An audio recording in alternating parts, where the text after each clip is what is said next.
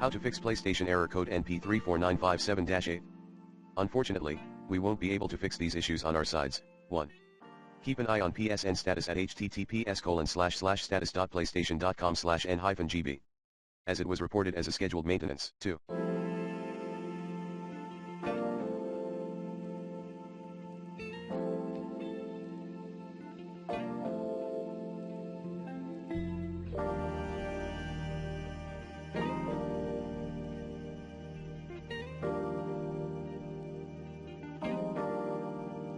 Contact Sony support team for more recent info or update.